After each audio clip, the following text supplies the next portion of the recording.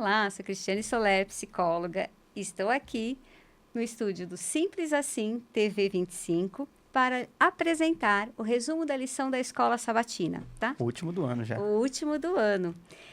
E nessa lição nós vamos falar hoje sobre a lição número 3, que vai do dia 11 ao dia 17 de outubro. E hoje, gente, estou muito bem acompanhada com 2 pastores maravilhosos dos colégios de São Caetano e de Utinga. Por favor, se apresentem. Meu nome é Gabriel Harrison, sou capelão do Colégio São Caetano do Sul. Estou muito feliz, Cris, de estar aqui com vocês de novo. Que bom, pastor. Obrigado pelo Eu sou convite. o pastor Lucas Lara, lá do Colégio Adventista de Jardim Utinga, e também é um privilégio poder estar aqui nessa... Que bom, muito feliz por vocês terem aceito o convite. E vamos lá para a lição? Vamos Mas lá. antes, pastor, faz uma oração para nós, por favor. Oremos. Querido Deus, bondoso Pai, convidamos o Senhor para estar com a gente aqui nessa recapitulação da Escola Sabatina e oramos para que o Senhor também esteja com a pessoa que está assistindo a gente agora. Que eles possam ser tocados, que Teu Santo Espírito possa fazer com que essa discussão seja relevante e importante na vida de quem está assistindo e na nossa também. Em nome de Jesus. Amém. Amém. Amém. Pastor Gabriel, leia o verso para memorizar desta Claro, semana. o texto está lá em Juízes, capítulo 4, verso 23 e 24, e diz assim: O Senhor, o seu Deus, fez secar as águas do Jordão diante de vocês, até que vocês tivessem passado como o Senhor, o seu Deus, fez com o Mar Vermelho, que ele secou diante de nós até que tivéssemos passado, para que todos os povos da terra saibam que a mão do Senhor é forte, a fim de que vocês temam o Senhor, seu Deus, todos os dias. Que interessante, né? Tá nos lembrando de fatos, Milagres, né? de milagres que Deus já proporcionou e são inúmeras vezes repetidos, até na própria Bíblia, é comentado várias vezes em vários livros da Bíblia, né? E essa semana vai falar sobre os memoriais da graça, Exatamente. justamente para nós lembrarmos de todos os feitos de Deus. Exatamente. Até queria dar uma ênfase. Sim. O final do versículo 24 termina, né? A fim de que vocês temam o Senhor, o seu Deus, todos os dias. Ou seja, né? Os milagres, eles não eram atos isolados de Deus, né? Deus, ele tinha um propósito com cada milagre. Cada ação de Deus, ela é pensada e tem um objetivo por trás. E esses milagres que nós vamos refletir sobre hoje, né? O Mar Vermelho é apenas um deles que o texto menciona. Mas quando Deus realiza um milagre, alguma obra, o objetivo é para que aquilo fique guardado no nosso coração e para sempre a gente possa ter essa gratidão ao Senhor, sabe? Manter o nosso temor a Ele. E o texto fala, todos os dias, ou seja, nós não podemos ter memória curta para as coisas que Deus faz na nossa vida, né? E eu tenho, assim... Eu gosto sempre de analisar a Escola Sabatina dentro da narrativa do próprio texto, né?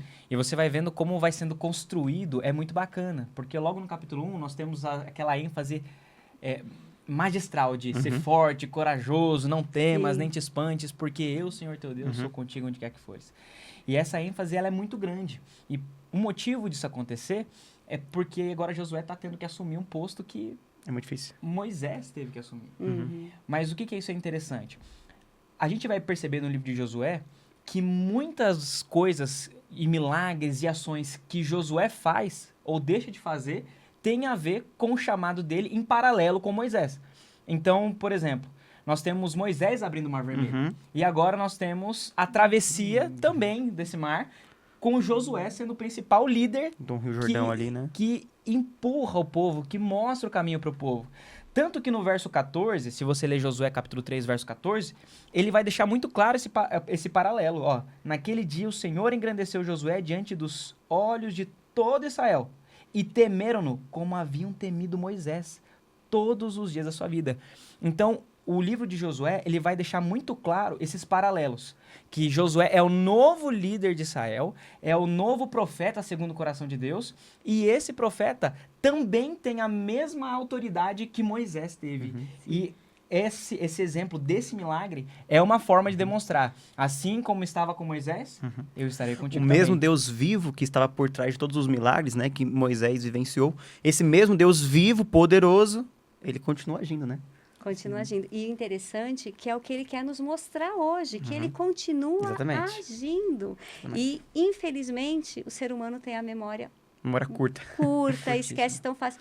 E assim, o que é pior, nós temos uma tendência a lembrar só das coisas ruins. Exatamente. As coisas boas, impressionante como parece que apagam. Exatamente. Por isso que lembre-se sempre, né? A Bíblia enfatiza sempre muitas histórias, fala-se, né? Para repetir os Exatamente. feitos para gerações, Sim. porque isso é E isso, esquecido. eu acredito que você saiba disso mais do que eu ainda, mas isso é por conta das lentes que a gente usa no momento, né? Então a gente tende a enxergar as coisas baseado naquilo que nós estamos sentindo no momento. São as lentes que nós colocamos. Sim, Então, quando nós estamos passando por dificuldades, momentos difíceis, nós estamos com essa lente toda embaçada, machucada, quebradiça, e estamos enxergando aquela situação dessa forma. sim. E isso faz com que a gente esqueça de algumas coisas. E aqui dentro dessa questão desse memorial e de esquecimento, né? Nós temos uma coisa que na teologia a gente chama de encenação profética. E que acontece bastante com os profetas. O pastor Gabriel, a gente se formou junto. Ele estava nessa aula comigo, então tenho certeza que ele vai lembrar. O profeta, ele não só transmite a mensagem. Muitas vezes o profeta também é a própria mensagem. A vida dele é um exemplo vivo, né? Exatamente. Então, nós temos alguns exemplos. Por exemplo, Jeremias. Nós temos uma encenação profética de Jeremias. Deus pede para que Jeremias coloque um jugo sobre o pescoço, um jugo de madeira enorme. E Jeremias tem que ir para a cidade pregar com aquele jugo de madeira. Vai lá um cara, quebra o jugo de madeira. Deus pede para colocar agora um jugo de ferro, para mostrar que não tem o que fazer. A partir daquele momento, a ordem de Deus não pode ser quebrada por ninguém. Então, o profeta não só transmitia a mensagem, mas o profeta também era a mensagem. E aqui nós temos uma encenação profética. Qual que é essa encenação profética? Deus dá uma ordem. Vocês vão pegar e vão trazer várias pedras, 12 pedras. E o motivo disso aí tem a ver aqui com... Deixa eu procurar A aqui. travessia do Rio Jordão, né? Tem a ver com a travessia do Rio Jordão.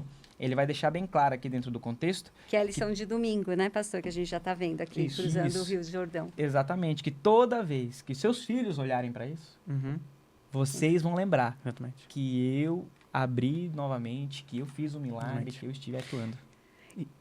E a ênfase da lição de domingo, né, já que você trouxe essa questão, né, eu gosto muito desse texto de Josué, capítulo 3, no versículo 5, né, onde antes do milagre acontecer, Josué, ele prepara o povo, né, e a ordem que ele dá é o seguinte: santificai-vos, porque amanhã o Senhor fará maravilhas no meio de vós, né. Nós vamos perceber no livro de Josué, que isso também é uma tendência, né, isso em toda a Bíblia, na verdade, né, antes de grandes milagres ali acontecerem, né, nós percebemos que as pessoas estão em comunhão com Deus. E isso é o pilar da vida cristã, né? Sem a comunhão com Deus, o restante não acontece, não funciona. Por exemplo, nós vamos no capítulo 5, né? Antes dele derrotar Jericó, o final do capítulo 5 é ele se encontrando com o anjo do Senhor. O que ele faz? Ele tira as sandálias dos pés, se ajoelha e adora o Senhor. Aí no capítulo 6 tem a vitória. Mas isso é spoiler, é outra lição. Mas é apenas mostrando que esse movimento ele se repete. Antes de grandes milagres acontecerem, nós temos ali um povo consagrado, uma pessoa consagrada. Da mesma forma, quando Moisés foi chamado por Deus, na sarça ardente, Moisés tira a sandália dos pés, está em terra santa. Ele começa reconhecendo quem é o Senhor para depois... Esse trimestre vai nos mostrar, né? Que Deus está para todos. A diferença é o povo santo. Que é aquele que se volta a ele. Por isso que dá a vitória para uns e como se fosse derrota para outros. Que, na verdade, né, a batalha espiritual é muito maior do que isso. E na lição de segunda-feira, nós temos aqui o Deus das maravilhas. Quantas maravilhas, né? Nós mostramos o Mar Vermelho, o pastor falou do Rio Jordão, mas foram tantas, né? Sim. E o que a lição fala aqui na segunda-feira? Eu quero enfatizar um texto aqui, Cris, que eu gostei bastante desse versículo que a lição ela trouxe, o Salmo 96, né? O Salmo 96, versículo 3, ele fala o seguinte: anunciar entre as nações a sua glória, entre todos os povos as suas maravilhas, porque grande é o Senhor e muito digno de ser louvado, temível mais do que todos os deuses, né? O nosso Deus é um Deus vivo. O nosso Deus é um Deus que não é indiferente ao sofrimento, à dor, não é indiferente às nossas lutas, né? E na Bíblia nós percebemos que esse Deus, ele age em favor dos seus filhos. E esse Deus é um Deus que não conhece limites. Na verdade, diferente de nós, não tem nenhum obstáculo que pode conter ele. E quando a gente fala esses episódios bíblicos do livro de Josué, né? São apenas cenários impossíveis que Deus coloca o seu povo, né? ali a travessia do Rio Jordão, um cenário impossível, a derrota ali de Jericó. Aos olhos humanos, tudo isso que o povo realizou não seria possível. Sim. Pela própria força, pelo próprio mérito, pela própria capacidade, isso seria completamente impossível. Mas esse Deus, né, que nós temos, é esse Deus que, diferente dos deuses dos povos vizinhos, ele não é apenas uma estátua, um ídolo, um poste. Tanto que o versículo diz, todos os outros deuses não passam de ídolos. O Senhor, porém, fez os céus. O Salmo 96, versículo 5, né? Esse nosso Deus é o Deus que criou a terra, que criou todo o universo. E esse mesmo Deus que criou o universo e tudo o que há, tudo que nós contemplamos, né, ao nosso redor, esse poder não sumiu. Esse poder não diminuiu. Ele continua agindo em favor dos seus filhos. E está para nós também, Exatamente. né? Porque assim, e é interessante que, sabendo que esse Deus é um Deus vivo, nós podemos crer e, com isso, saber que nós conseguimos ser um povo santo. O que é tão difícil no mundo hoje em dia. Só que existem tantos deuses de estátua que realmente fica difícil para esse povo que acredita nesse Deus que não tem vida se sentir santo. Com certeza. Né? E agora, quando você sente esse Deus que age em nós, né? Porque ele nos deu o Espírito Santo para que possamos conseguir essa santificação. E o povo de Israel, no caso, eles tiveram provas suficientes de que esse Deus é um Deus vivo. A própria travessia do Mar Vermelho, as pragas no Egito. As 10 pragas foram 10 lembranças de que Deus estava ali com o seu povo. Ou seja, a cada praga que acontecia, né? A cada momento, aquilo ali era uma lembrança. Eu estou com você. O maná, que durante 40 anos esteve ali, né, sendo dado para o povo, durante todos os dias, ao longo desses 40 anos, o povo acordava de manhã, olhava o maná no chão, e eles se lembravam. O Senhor não se esqueceu da gente. Tá sustentando. Tá sustentando. Agora, você que tá assistindo isso, você precisa entender o seguinte, que tudo é uma questão de fé. Porque, imagina, quem cogitaria que abrir o Mar Vermelho seria uma possibilidade? E aí vem a Laura Moreno, com aquela música maravilhosa, né? Para atravessar o mar, coloque o pé na água. Ou seja, existe um passo de fé que nós precisamos dar. Sim. E esse passo de fé está disponível para você também. Então você precisa colocar no seu coração, eu preciso ter fé, porque os mesmos milagres, maravilhas, prodígios que Deus fez no passado, como abrir o Mar Vermelho, Deus pode fazer por você hoje. Mas aí fica a grande questão, hoje você estaria tomando uma atitude de fé, acreditando, confiando, porque a fé olha para além da razão, Sim. por assim dizer, né? Porque quem cogitaria que abrir o Mar Vermelho seria uma possibilidade? O povo tá com fome. Quem cogitaria que descer um pão do céu ia ser a solução? O povo tá com sede. Quem acreditaria que bater na rocha Ia sair funcionaria para sair água? Então, pro seu problema, não sei se é Ellen White que fala isso, mas dizem que Deus tem 1000 chaves para as portas das quais nós nem fazemos ideia. Então, cabe você ter fé e acreditar E nisso. não precisava nem bater nas pedras, né? É. Precisava só falar com Exatamente. as pedras. Água Então, cai. E a água o cai. milagre Exatamente. é simples. Exatamente. É maravilhoso, né? E assim, nós quando que conhecemos e sabemos, esse passo para quem tem a comunhão e o conhecimento de Deus não fica difícil, Não. né? Agora, porque até para o povo, a gente vê na história, para eles, para muitos ali, duvidaram. Era certeza. difícil. Então, eu até falo, né? Tem a Bíblia do Antigo Testamento, a Bíblia do Novo Testamento, e nós somos o Testamento hoje em dia. E esse Testamento hoje, o ser humano é igual. Não, a gente fala, o corpo é igual, mas a mentalidade, mesmo que a gente tenha muito mais informações hoje em dia por Os telas, comportamentos se repetem, né? repete, É impressionante tudo igual, isso. é impressionante. E é por isso que eu creio que, até fazendo um link com a lição de terça-feira, né? É por isso que Deus, conhecendo muito bem o povo que ele mesmo criou, né? Afinal, ele é o nosso criador, né? Ele nos conhece melhor do que nós mesmos, Com né? certeza. Ele sabe que nós temos memória curta e memória seletiva, né? Como você falou no começo, nós temos uma Que é. memória excelente para as coisas ruins, né?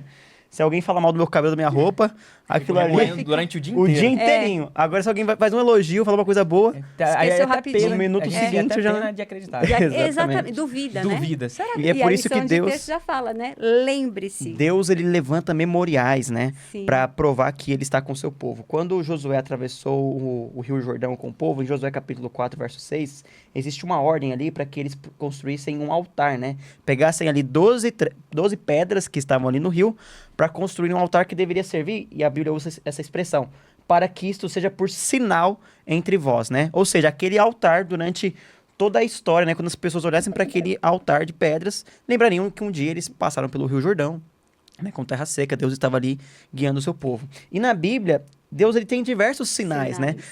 A lição trouxe alguns exemplos, né? No período ali da Páscoa, na libertação do Egito, né? O sangue nos umbrais deveria também ser um sinal ali de que o povo estava criando uma aliança com o Senhor. O próprio sábado é um sinal, né? Êxodo capítulo 31, verso 3 fala sobre isso, né? Ezequiel capítulo 20, verso 12 e verso 20 também trazem o sábado como um sinal, para que seja um sinal entre mim e vós. E no próprio decálogo, né? Os 10 mandamentos fala, no sábado é o único que está escrito, lembra-te, né? Porque o sábado, ele é esse memorial. E se você comparar, convido você ali na sua casa também, comparar Êxodo capítulo 20, quando você vê a primeira vez que Deus ele dá os 10 mandamentos, do versículo 8 até o verso 11 ali sobre o sábado, o motivo pelo qual ele diz ali que para que nós devemos guardar o sábado, é porque em 6 dias fez o Senhor o céu, a terra, o mar, né? Enfim, toda a criação, tudo que existe ali. Mas em Deuteronômio 5, o sábado deve ser guardado, quando repete os mandamentos, como um memorial de que um dia vocês foram escravos no Egito, mas o Senhor, com mão poderosa, tirou vocês de lá. Ou seja, o sábado, ele é esse memorial tanto da criação como da redenção. Então, o sábado, toda semana, lembra que existe um Deus que me criou, existe um Deus que me salvou. E que cuida. E que cuida de mim. Da mesma forma, aquelas pedras que foram levantadas deveriam ser um sinal para as futuras gerações. Não se esqueçam, existe um Deus que, se hoje vocês estão aqui na Terra Prometida, se hoje vocês desfrutam, né, aqui da fartura que essa terra ela produz, da maravilha que é essa terra, saibam que vocês chegaram aqui porque um Deus conduziu vocês. Um Deus estava por trás de tudo isso, né? Então era uma lembrança eterna de que Deus, ele está com o seu povo. E na vida a gente também...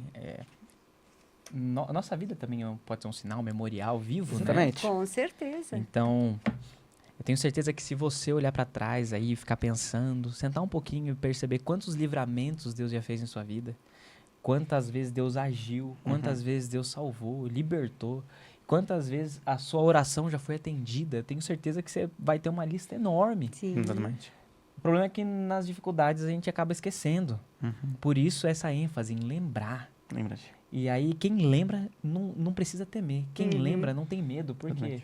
Porque daí Ellen White vem com aquela frase sensacional: nada temos a temer quanto ao futuro, a não ser que nos esqueçamos de como Deus tem nos conduzido no passado. Exatamente. Então, lembrança é a melhor coisa de você...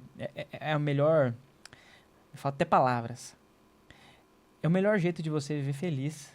Porque se você olha para como Deus cuidou de você em todos os momentos, você não duvida depois que Ele vai continuar cuidando, mesmo em meio às dificuldades, né? Exatamente. É isso mesmo. E eu queria até dar uma outra ênfase nesse princípio da lembrança, né? No final do capítulo 4, Josué, ele fala o seguinte, né? Que eles deveriam um dia construir aqueles altares, e caso os seus filhos perguntassem, né? Que significam essas pedras, né? Então você vai ter a oportunidade de contar para os seus filhos, né? E dizendo, Israel passou em seco este Jordão. Observe o princípio aqui de que esse memorial, ele deveria ser algo presente, né? Na verdade, a lembrança, né, desses milagres de Deus, algo vivo nas famílias, né? E isso é uma coisa extremamente importante, né? Aqueles que são pais, eles têm uma missão muito importante, que é de colocar no coração dos filhos, de forma bem cravada mesmo, aquilo que Deus já fez por eles, aquilo que Deus já fez pela família deles, é aquilo que Deus já fez no passado, né? Deuteronômio capítulo 4, ali no versículo... Na verdade, Deuteronômio capítulo 6, verso 4, nós temos ali o Shema Israel, né? Deus diz, ouve Israel, o Senhor, vosso Deus é o único Senhor, amarás o Senhor todo o seu coração, todo o seu alma, todo o seu entendimento. E aí no versículo 6 fala, tu inculcarás isso a teus filhos, né? Então, ou seja, vai ser repetir, para que isso fique gravado na memória dos seus filhos.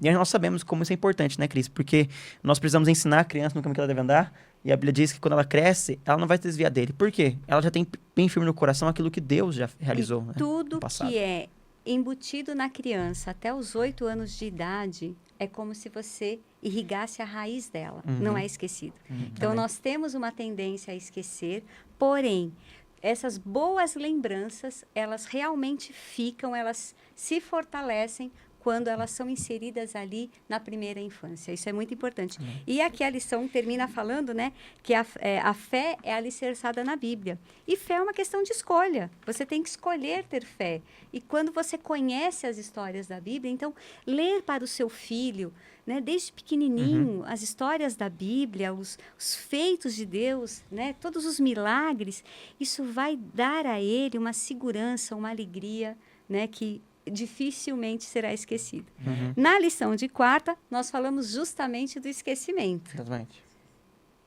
E aí, o que nós temos aqui? O esquecimento dos feitos das histórias dos passados, né? Então, isso faz com que a gente acabe até perdendo o propósito da fé, que é algo que nos fortalece, que enche o nosso coração de paz e, principalmente, segurança. Então, a importância de trabalhar isso com a criança e fazer um estudo diário, você buscar a leitura da Bíblia todos os dias para se fortalecer Exatamente. nesses milagres. Exatamente. Tem um exemplo bem prático agora, por exemplo, ontem estava dando estudo bíblico e me convidaram para dar estudo bíblico sobre batismo. Fizemos o apelo do batismo e ele decidiu realmente se batizar. Aí, na conversa lá, descubro que ele é um ex-aluno do Colégio Adventista.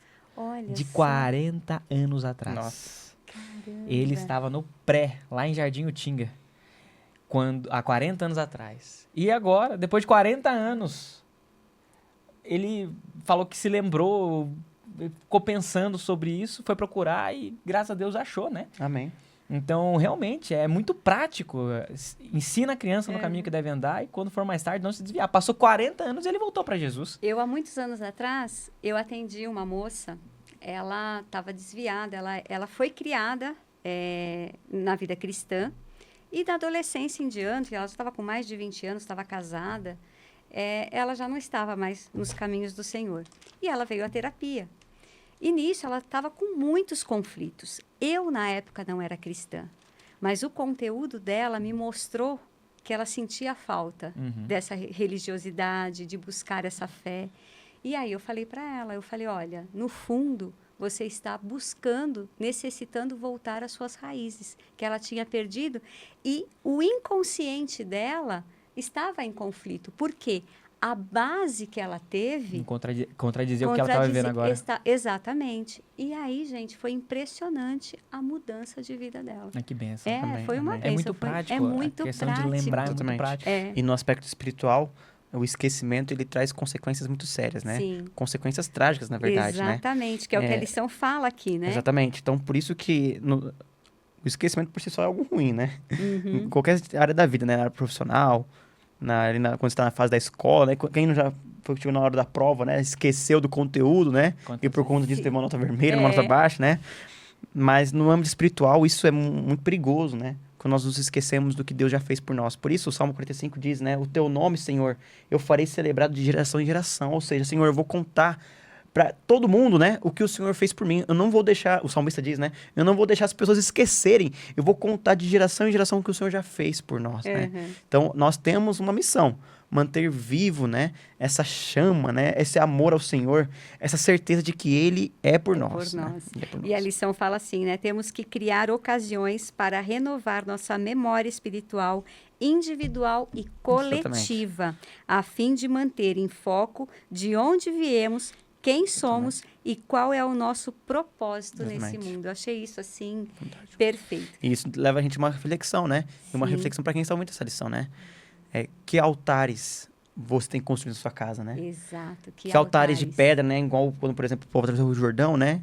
Que memoriais você tem levantado na sua casa a fim de que as pessoas lembrem quem é o Senhor, né? Sim.